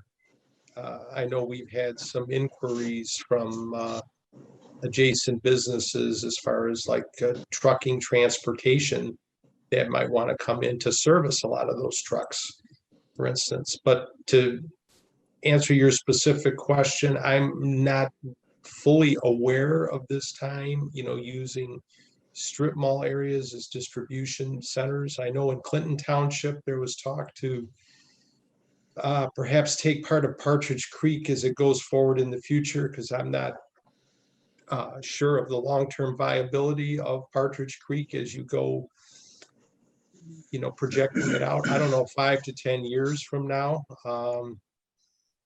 We don't know if you want it to turn into like a lakeside mall. There's a story behind that one too, but there was talk of taking those two anchor tenants that was, in Clinton Township, the former Nordstrom store and the former Carson's, which originated as Parisian, and make those perhaps distribution centers for a large big box organization. As far as the township, I personally have not seen that yet experience, other than what I mentioned of a possible service trucking area, big operation that could service an Amazon like business that could come into the township. So one example I was thinking that we might have that would be recent to this that is was operating this way and then moved would be Sonny's Pools, who moved from a retail location where they were fulfilling out of the back to more of an industrial location they were fulfilling out of the back. And I guess to me, what I'm wondering is, as we're looking at our commercial space and the change of commercial space, if in these flexibility of use, and we have plenty of commercial space that seems to be suffering, if there's some way we can make them more palatable to use in that way, and it probably wouldn't be to an Amazon. It's going to be to somebody like a Sonny's Pools, who has a consumer business, but found that they can put a store on eBay and Amazon and sell 30 to 40% of their their daily movers online, but they need a warehouse that they can fulfill it. And it's a different use, and there's different needs for that. The ability to get trucks in a different way and more often. So just along with this, and Josh, I asked Dan, but I'll ask you, have you thought about it? Is this something that seems like it might make any sense? Do you have any thoughts on it? As far as repurposing shopping centers? As far as trying to allow for repurposing of shopping centers, if people wanted to do that, or also, have you heard of anybody looking to try to do something like that? I have not personally heard of anyone trying, nobody's reached out to us asking to use, a vacant plaza for a use that wouldn't normally be allowed there. I think it's something we should consider if they're just going to sit there vacant for a long period of time to make them productive for the township. I think we should consider that. I did actually just forward off an email to you folks that Melissa from Dave's company put together a list of some repurposed shopping centers and malls. I know from, being a native of Western Michigan, there was a shopping complex that had a Meijer as well as a few outlots in the same complex where they built a brand new Meijer down the street. That became a distribution facility for I forget the name of the company, but it was a distribution center. After that, they repurposed it into a distribution center. Then there was another location where there was a tier 1 auto supplier manufacturer in Western Michigan, and a Kmart went out of business. It was in a heavily commercial, section of a roadway. There was, a Meijer down the street, a Walmart down the street, lots of fast food. The Kmart itself had huge setbacks, had a large parking lot and a large facility. It became another plant for the auto supplier. And again, it's a commercial area, but the industry went in there and it seems to be running nicely. So there are examples of it. Some of those things may or may not be the best fit. I think the most common one that I've seen is actually some of those larger churches going into old malls and old department store facilities and retrofitting them into a church. So there are options out there. I think it's something that we should certainly consider. I have not been approached about doing one. All right. Thank you everyone for humoring me on that. Just one follow-up, Mr. Chairman, to Josh. Mr. Chairman, you got me there? I got you. Go ahead, Mr. Okay. Fowler. Josh, do we have a lot of empty facilities, or are they patched, quilted throughout the community that you know of right now? I think right now there's a lot of patchwork, as you say. Some strip plazas with 1 or 2 or 3 vacancies. I'm not sure that there are any entire plazas vacant right now, but I think with COVID especially, I think some of the impact of that, we're not going to see that for another year or 2. And at that point, we might start seeing completely vacant shopping centers. Larger facilities, okay.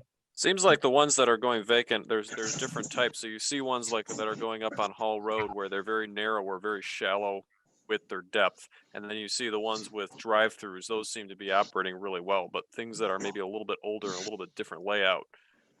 Yeah, I think we're going to see different sizes and different uses fail quicker. Yeah. I have a question to Josh. If you look around Hall and Hayes in front of the Myers, in front of the old CVS in Clinton Township and Shelby, what they're doing now is a lot of our parking lots we have too many parking places and they're putting outlets, little four businesses in the parking lot. Are we looking at that to help our people that are overparked, maybe to make some money with a drive-through Dunkin' Donuts or an Arby's or something like that, that they can put in a parking lot and not affect the number of spaces that are needed now? Yes, we've been approached by the Plaza with 26 and Romeo Plank with the Kroger to add additional outlets there. I don't think they've moved forward. I don't recall them moving forward with anything that has come to Planning Commission, but they have definitely approached us, as has Randazzo's on Romeo Plank, looking to put some facilities in their parking lot.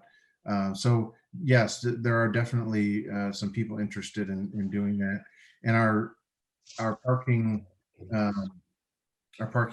requirements have changed since most of those were built. We're actually requiring less parking. And additionally, you look at like the Kroger at, what is it, 23 in Card, or is it 21 in Card? 21. You see a lot of parking on the rear side of the Kroger, which is really just a waste of space. That's been changed since that thing was built. New facilities wouldn't be built like that. That's just completely wasted space. Nobody parks there anyways, and it's excess parking that they probably didn't need. But again, standards have changed since that was built, and we certainly wouldn't be requiring them to put that much parking on the rear side of the building anymore. So yes, we are seeing that outlots and over, parking areas that are overly vacant, even at the peak hours of the business, where they are looking to find other ways to make it productive space.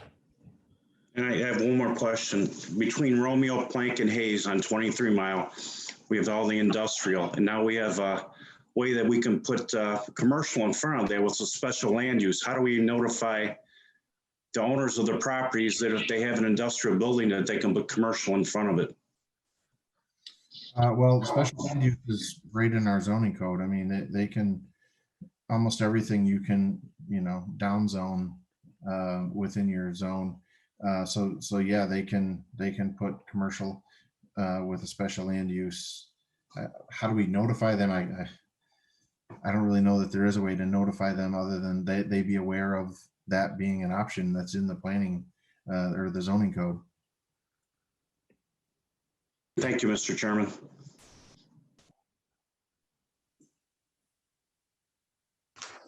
You're on mute, Mike. Just a quick question. Roger Kaminsky asked this a while back. Of all the commercial spaces, what's the percentage that are full? And what's the percentage that are vacant? And this was pre-COVID when Roger did this, and Macomb Township had about 84% of their commercial spaces were full. I'm just curious, and maybe at the next meeting you can share that with us. Sure, I can look into that. Okay, thank you. All right, then we're considering this master plan. Are we done with it, Josh? Or Josh and Mr. Skirdo? Mr. Yeah, Box? I'm done with the update for Okay. this evening. Yeah. This is just informative, so we don't need to take any action on it. All right, let's move on, please. And my notes here. And old business.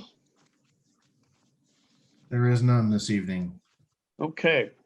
And then the next item is public comments on non-agenda items. Do we have anybody that would like to speak? There is still no one from the public dialed in. Okay. And then we move on to commissioners' comments. Commissioner. I just have one comment to Josh. I think maybe we need to check the website to make sure we change the start times for the meetings, because a lot of times we do it and we think everybody knows it, but it's on the website. It's still maybe at 7 o'clock. So that's one thing I think we need to update. Thank you. And to Mr. Aloya, When does the consent judgment come before the planning commission, and when can a builder build without coming before us? Because I know there's been some developments on Romeo Plank, like next to Randazzo's, that were built and they didn't come before us, and sometimes consent judgments come before us. Well, it's a very general question that you asked. So it depends on how the consent judgment is formulated. Some consent judgments package all of the zoning issues and resolve them. Some of them leave open issues for planning commissioners or ZBA. Okay, thank you. Commissioners, I think we have too many mics open, so if you could close your or mute your mic, that would be great. Thank you. All right, moving on then. Whoa. Can I? Oh, Mr. Provenzano, go ahead, sir. Let me ask you, when are we going to start the 6:30? Can you hear me? Barely. Go ahead, sir. Josh, when are we going to start 6? I would think we would start with the next meeting. Is that enough time to get it out to the public, Josh? Yeah, that's what I'm getting at. Are they gonna, I mean, everybody kind of is used to 7 o'clock. Do they need a letter or, I don't know. Josh, you are muted. Oh, sorry about that. I think that'd be the next, we've already notified further items that are on the planning commission agenda with the meetings at 7 p.m. So it would probably be the March 16th meeting. So it would be when, Josh, not this next meeting, but the following meeting, correct? Correct. I just want to make sure we got it clear. Okay. Commissioners, anyone else?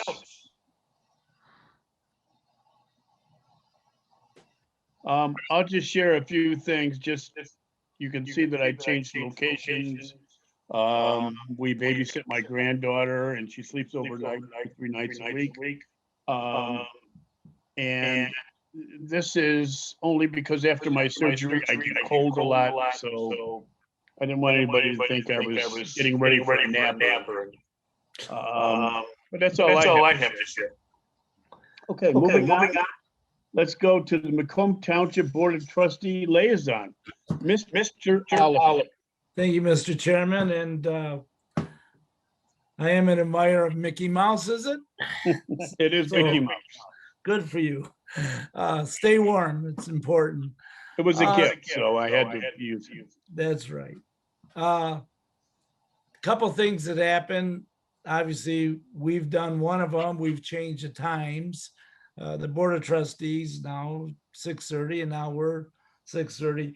But I think the bigger thing is, and Josh brought it up tonight, is the potential of the sewer line coming from Chesterfield Township going west all the way up to Shelby Township. And that's going to include 5 communities, Chesterfield, Macomb, Lenox, Ray, and Washington Township. We're at the very first stage of it right now, the study stage. I think it'll be a big benefit for our community. It'll be a big benefit for our northern tiers in the township. But again, I want to stress to the board that we are at the first stage of it. Hopefully, these 5 communities will get involved. It's kind of an estimate around $100 million project. We are studying it right now to see roughly how much capacity we would want to, I guess, buy into it. But I think it's great. I think it's going to be a real benefit for Macomb Township. And one of the big benefits that, and I know Josh, you understand this, and Dave, is the fact that we're always trying to maneuver around 2 major water sources, and this would help a lot of that. So that's about it. That's probably the big news of the BOT meetings. Okay. Charlie, What were those five township? The five communities are Chesterfield Township, Lenox Township, Macomb Township, Ray Township, and Washington. I don't think Shelby's involved in this, to my knowledge. Okay, but that's the five communities right now. And the project, again, is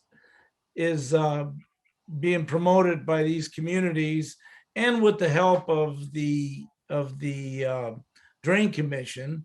They would like to see it, and I think a lot of it is there's a lot of capacity at 26 and Gratiot that's not being used, and that would help the north and the south ends, depending on what community you're at. It would help them tremendously, and it would probably take a little pressure off Garfield's system, because right now everything goes to Garfield in our sewer system.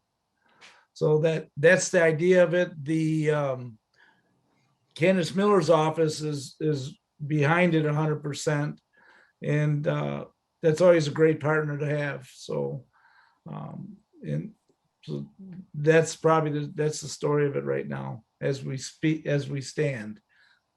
Charlie, was that storm and water? No, strictly, to my knowledge, sanitation. Oh, sanitary. Strictly a sanitary sewer.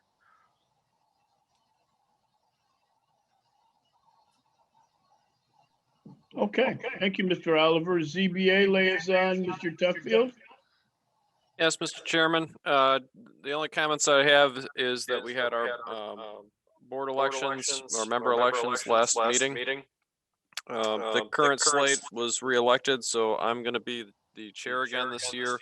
Mr. DeCosta is the vice chair, and Ms. Lawson is the secretary. So we did that last time, and then we have another meeting coming up in March, which Mr. Box tells me is quite large. I think we have at least 5 items in there. So we're busy over there. Stayed pat with our officers, and we're happy to see some of these items come before the Planning Commission, because we've seen a lot of them over the years, and it'd be good to work on them. So that's all I have. All right, thank you, Mr. Tuckfield. Planning Department items. Quick items. Master plan, we're still pushing forward. I know we just discussed a number of things. And then the other item, the department vacancy that we have, we do have a candidate that should be on the next board agenda to make an offer to. So we're excited about that. Most of us are excited about that.